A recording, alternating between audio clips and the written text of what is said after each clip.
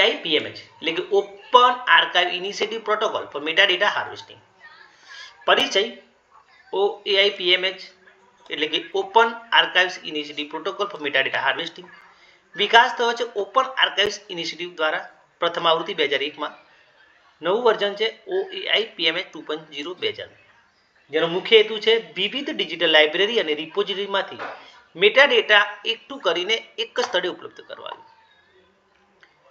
ટૂંકમાં જોઈએ તો ઇન્સ્ટિટ્યુશનલ રિપોઝિટરી અને ડિજિટલ લાઇબ્રેરીમાંથી મેટાડેટા એકત્રિત કરી એક સામાન્ય પ્લેટફોર્મ પર લાવવા માટેનો પ્રોટોકોલ છે.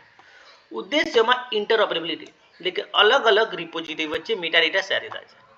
સેન્ટ્રલાઇઝ એક્સેસમાં વપરાશકર્તા એક જ જગ્યાથી અનેક રિપોઝિટરીના રિસોર્સ શોધી શકે છે. પ્રમોશન ઓફ ઓપન એક્સેસ એટલે કે રિસર્ચ આઉટપુટ્સને વૈશ્વિક સ્તરે ઉપલબ્ધ કરાવવું.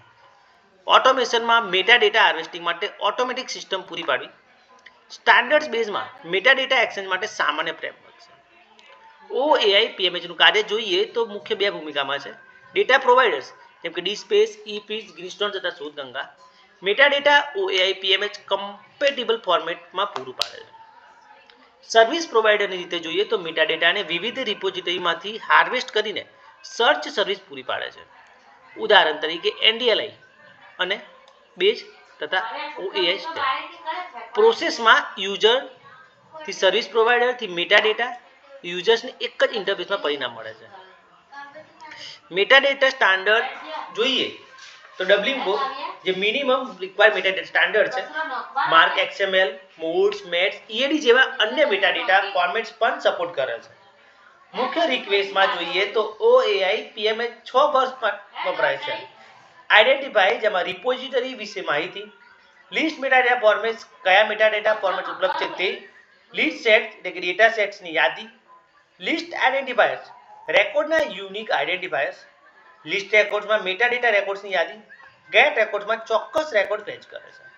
વિશેષતાઓ જોઈએ તો પ્રોટોકોલ બેઝ જેમાં HTTP અને XML પર આધારિત છે.